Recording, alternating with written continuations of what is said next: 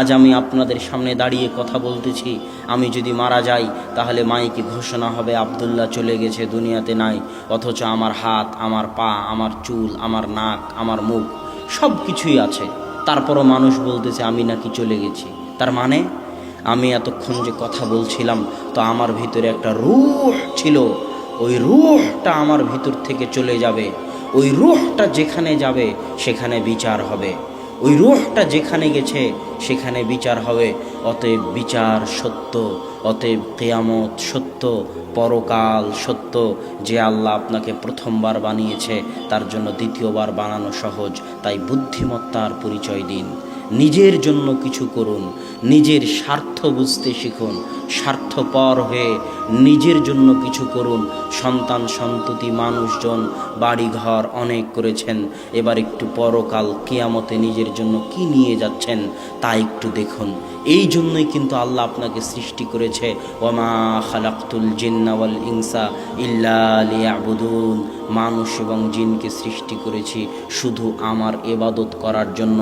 সকাল থেকে সন্ধ্যা পর্যন্ত, জন্ম থেকে মৃত্যু পর্যন্ত মানুষ শুধু আমার ইবাদত করবে, আমার জিকির আজকার করবে, আমার তাসবিহ তাহলিল করবে। এটাই মানুষের কাজ। তাহলে খাওয়া দাওয়া, চাকরি বাকরি, বেঁচে থাকতে খাওয়া লাগে তাই খাবে। কথা মনে হয় বুঝাতে পারি? বেঁচে না খেলে তো বেঁচে থাকবে না। বেঁচে থাকতে খাওয়া লাগে তাই খাবে। খেতে হলে একটু চাকরি করা লাগে তাই চাকরি করবে। কিন্তু আসল কাজ কি? কথা বলেন না যে আসল কাজ কি? ইবাদত করা। আসল কাজ এই চাকরি বাকরি, জমি জায়গা, এগুলো আসল কাজ নয়। এগুলো বাঁচতে হবে তাই করতেছেন, না হলে মরে যাবেন দুনিয়াতে। বাঁচতে হবে তাই করতেছেন। আসল কাজ হচ্ছে ইবাদত করা, আসল কাজ জিকির আজকার করা। কিন্তু আল্লাহ জানে দুনিয়ার মানুষ 24 ঘন্টা আল্লাহর জিকির আজকার করতে পারবে না। মুসা আলাইহিস সালাম জানতেন দুনিয়ার মানুষ 24 ঘন্টা 50 ওয়াক্ত সালাত আদায় করতে পারবে না। এই জন্য আল্লাহ বলেছেন ওয়া আকিমিস সালাতা লিযিকরি। দুনিয়ার মানুষ আমি জানি তোমরা 24 ঘন্টা পারবে না, তবে অন্তত পক্ষে, নিম্ন পক্ষে, যে কোনো মূল্যে সারাদিনে 5 বার আমি আল্লাহ আমাকে স্মরণ করিও। আল্লাহু আকবার। স্মরণ করলে আল্লাহর কোনো উপকার আছে তা নয়, স্মরণ করলে আপনারই উপকার আছে। আজকে আমাদের আলোচনার যেটা মূল বিষয়বস্তু, সেটা হচ্ছে আপনি যা করেন না কেন আপনারই উপকার। স্মরণও যদি করেন তো আপনারই উপকার। ইউনুস আলাইহিস সালাতু ওয়াস সালাম যখন মাছের পেটে ছিল তখন তিনি বলেছিলেন লা ইলাহা ইল্লা আনতা সুবহানাকা ইন্নী কুনতু মিনাজ জালিমিন।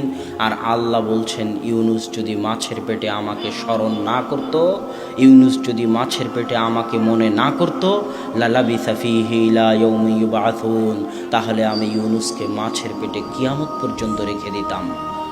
আল্লাহ বলছেন ফাযকুরুনি আযকুরুকুম। দুনিয়ার মানুষ, তুমি আটলান্টিক মহাসাগরের অতল গহ্বরে, আফ্রিকার জঙ্গলের অতল গহ্বরে, বিশাল মরুভূমিতে নির্জন যেখানে থাকো না কেন, যখন থাকো না কেন, তুমি একটা নগণ্য সৃষ্টিজীব হওয়ার পরও আমি মহাপরাক্রমশালী আল্লাহকে যদি স্মরণ করো, যেখান থেকে স্মরণ করবে, যখন স্মরণ করবে, আমি আল্লাহ তখনই সাড়া দিব।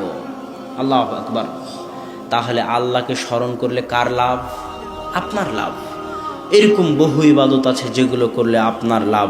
রাসূল সাল্লাল্লাহু আলাইহি ওয়াসাল্লাম বলতেছেন মান সাল্লা সালাতাস সুবহি ফাহুয়া ফি জিম্মাতিল্লাহ। যে ফজরের সালাত আদায় করলো তার হেফাজতের দায়িত্ব আল্লাহর। তাহলে ফজরের সালাত আদায় করে আপনার লাভ, আল্লাহ সুবহানাহু ওয়া তাআলা আপনাকে হেফাজত করবেন। সম্মানিত উপস্থিতি, আমাদের জীবনের লক্ষ্য উদ্দেশ্য কি হওয়া উচিত? আমাদের জীবনের লক্ষ্য উদ্দেশ্য এই টাকা পয়সা উপার্জন করা, এইভাবে দিক বিদিক ঘুরে বেড়ানো, বস্তুবাদী হওয়া।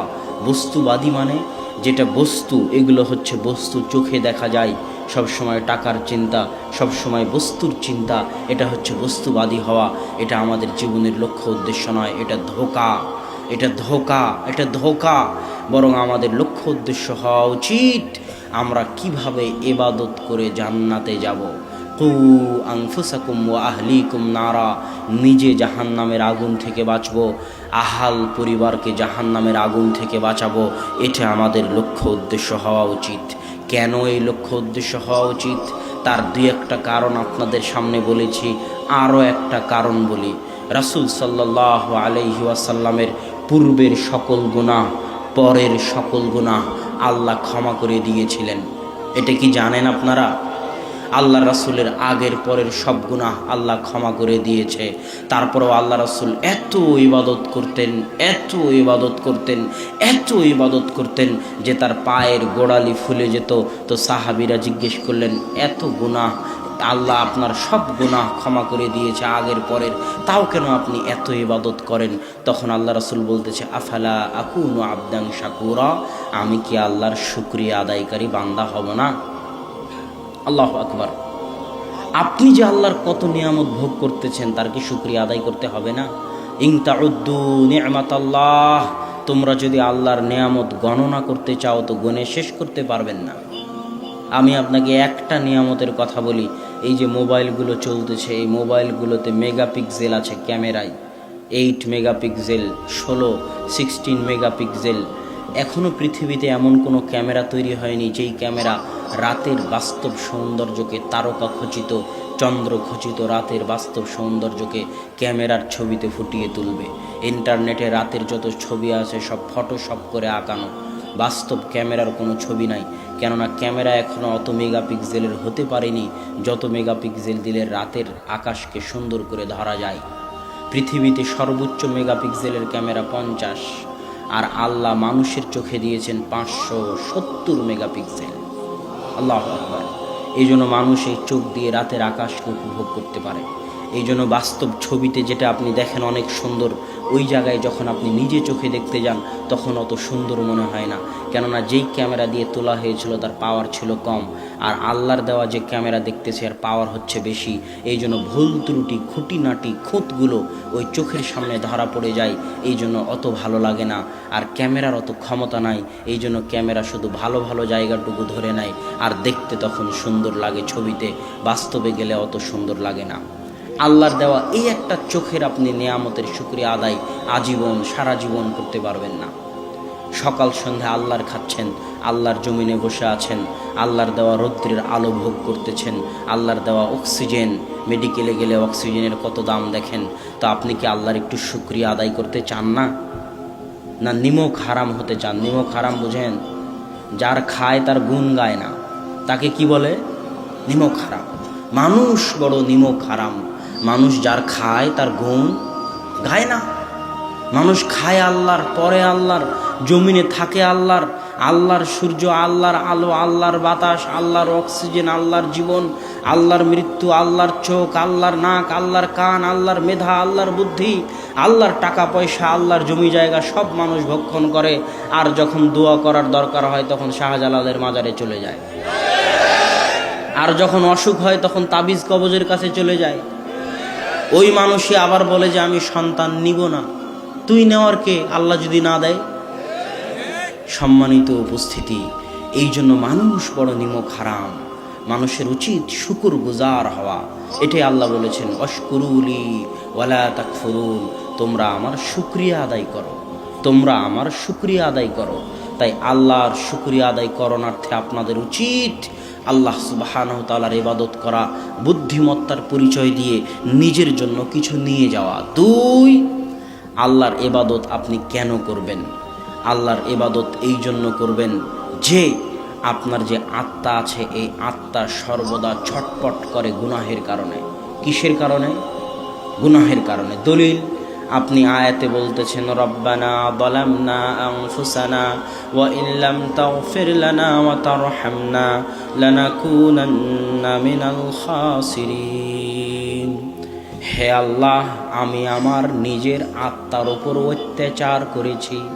রব্বানা জালামনা মানে কি জানেন? রব্বানা জালামনা আনফুসানা মানে এটা নয় যে হে আল্লাহ আমি গুনাহ করেছি। রব্বানা জালামনা আনফুসানা মানে হচ্ছে, হে আল্লাহ আমি আমার আত্মার উপর কি করেছি? জুলুম করেছি, অত্যাচার করেছি। তার মানে আপনি যতবার পাপ করেন, যতবার গুনাহ করেন, আপনার আত্মার উপর একটা কালো দাগ পড়ে যায়। আত্মা ছটপট করতে থাকে, অস্থির হয়ে যায়, হতাশ হয়ে যায়, চিন্তাযুক্ত হয়ে যায়। কেননা ওই আত্মাকে তো আল্লাহ সৃষ্টি করেছে, সে আল্লাহর দিকে ফিরে যেতে চায়। কিন্তু আপনার হাওয়া, আপনার প্রবৃত্তি, আপনার মনের স্বাদ, মনের চাহিদা, টাকার নেশা, গুনাহের নেশা, আপনি আত্মার উপর অত্যাচার করেই চলেছেন, আত্মাকে আপনি শান্তি দিচ্ছেন না। যখন এই গুনাহের বোঝা অনেক বেশি হয়ে যায়, তখন অস্থিরতার একটা পর্যায়ে, হতাশার একটা পর্যায়ে, চিন্তার একটা পর্যায়ে আত্মা আত্মহত্যা করে বসে, অথবা সব পাপ গুনাহ ছেড়ে দিয়ে আল্লাহর রাস্তায় ফিরে আসে। এটাই আল্লাহ বলেছে, আলা বিযিক্রিল্লাহি তাতমাইন্নুল কুলুব।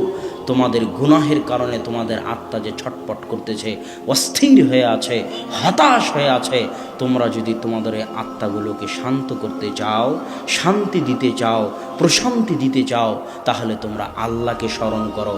জেনে রাখো, আল্লাহর স্মরণে মানুষের আত্মাগুলো প্রশান্তি পায়। আল্লাহু আকবার।